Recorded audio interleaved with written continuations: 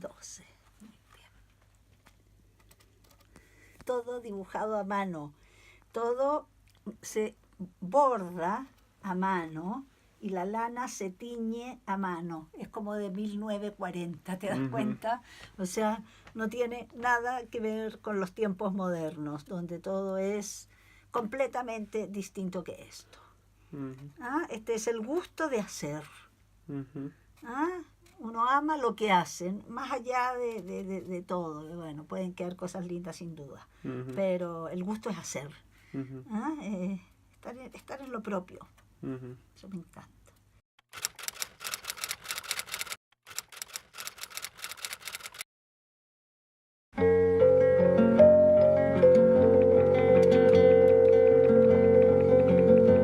When asked for vocational guidance from students, celebrated philosopher and author Alan Watts asked his students, "What do you desire?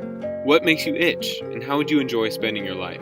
His students responded with their true passions, many of which were in pursuit of the arts. However, as artists, poets, and musicians were not necessarily guaranteed a comfortable lifestyle, his students were confronted with a new task, discovering where their values lie. The students had to ask themselves, do I value a comfortable living and a clear path to success over what truly makes me happy? Of course, in an ideal world, we would all like to have our cake and eat it too. Finding this perfect balance between success and el gusto de hacer, or the love of doing, however, is nearly impossible to find. As a pre-medical student facing nearly a decade more of hard work and expensive education, I fear that pursuing medicine could lock me into a lifelong career that I don't enjoy. On the other hand, stepping away from medicine to pursue my passions brings me a great deal of uncertainty and a fear of failure. Sure, I would like to think that with a comfortable living, prestige, and a selfless day-to-day job that I would find both success and a lifelong vocation in medicine, but the further along I progress, the more I begin to worry that I will never grow to find a love of doing in this career. With no guarantee as to whether or not I'll enjoy what I do after setting aside a good part of my life to become a doctor, I've begun to wonder where I could find a love of doing, if not in medicine. To settle this internal debate, I decided to come to Santiago, Chile, with a program that allowed me to experience medicine in a new context. Immersed in a new culture and working in one of the largest hospitals in the country, I hoped to either convince myself once and for all that medicine was the career for me, or discover a new path. Personal exploration began with an hour-long commute to the nation's largest public hospital. Each day, my new friends and I would take the metro straight from class to the hospital. These train rides came to be extremely helpful in discerning what exactly I was hoping to gain from this experience. Aside from the colorful entertainment from performers, which took place every single day without fail, I was also engaged in deep, meaningful conversations with my fellow students in the program, all of them looking to pursue a similar career path. We would discuss what we had seen in the hospital so far on the trip, what we were looking forward to seeing tomorrow, and most importantly, we discussed our reasons for choosing a career in medicine. Although first beginning on our daily commutes, these conversations continued to arise over dinners, hikes, and even long walks around Santiago. There was never a day that I didn't think about the future that laid ahead of me, and as it turned out, I wasn't the only one. Before coming to Santiago, I had always thought that the vast majority of pre-medical students were sure that medicine was the right career for them. What I instead discovered was that these types of students, those that had already found their vocation in medicine, were in fact the minority. The vast majority of young people I've come to know have no idea what they want to do. Even the surest of students still doubt the path they're currently on. One can't really know what it's like to be a doctor until he or she has put in the effort to become one. Unfortunately, this type of commitment conflicts heavily with my personality. My whole life I've needed to be sure. 110% sure. I'm the type of person who won't order something at a restaurant without checking pages and pages of online reviews to make sure I'm getting the best food for my money.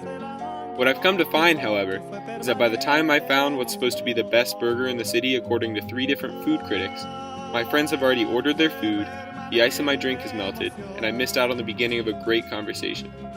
Being 110% sure is not only unrealistic, it also wastes time.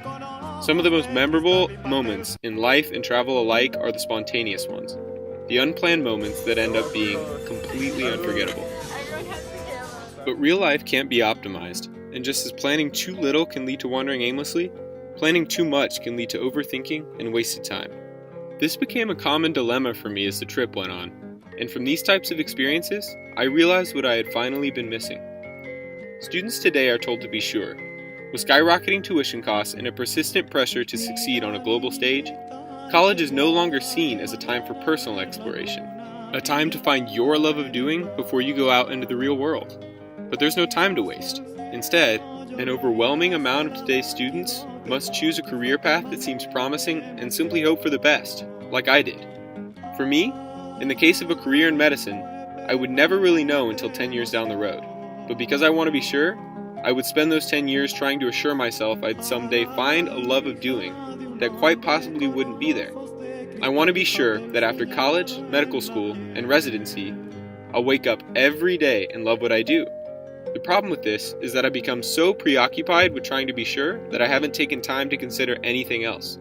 I've been so focused on the classes, the grades, the research, and the extracurricular activities, hoping that in doing these things, I would somehow find what it is I truly want to do.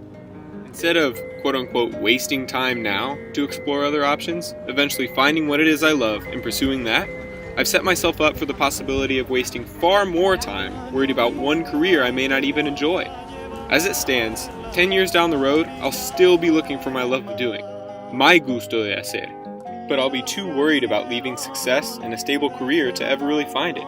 With this realization, I found that I had lost sight of my primary goal up to this point in my life, to find something I love doing, nothing more, nothing less. With this in mind, it makes far more sense to try a variety of things, learning and experiencing along the way, than to choose a career first and trying to find an interest within it. I had to take a step back from the chaos of pre-med life at school, leave the country, come to Santiago, and get out of the humdrum of everyday life to realize what I should have been doing with my life all along. Getting out and living it.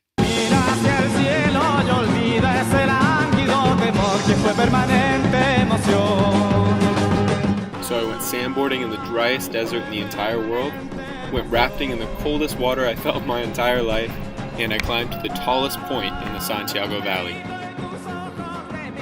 I even danced with strangers, and I watched the most beautiful sunset I think I've ever seen. I didn't exactly know how I was supposed to find what I was looking for, but if learning through experience was what I set out to do, I figured, what the hell? Why not? Was there any type of blatant sign glaring me in the face and saying, hey, do this? No. I guess in that regard, you could say I didn't find what I was looking for. But maybe that's okay. Maybe not knowing pushes you to look even harder, to go farther, to climb higher, to try foods you swore you'd never touch, to see the places you'd never see without having that sense of curiosity, of longing to find where you belong. Instead of spending every moment worried about creating the best possible life for myself, I've gone out and begun living it. Am I going to be a doctor? Who knows? I sure don't. But what I do know is that if I don't end up going to med school, I won't mind. For once in my life, embracing the unknown is something I look forward to. Because now, when faced with uncertainty, I no longer begin worrying about where I'll take my next step.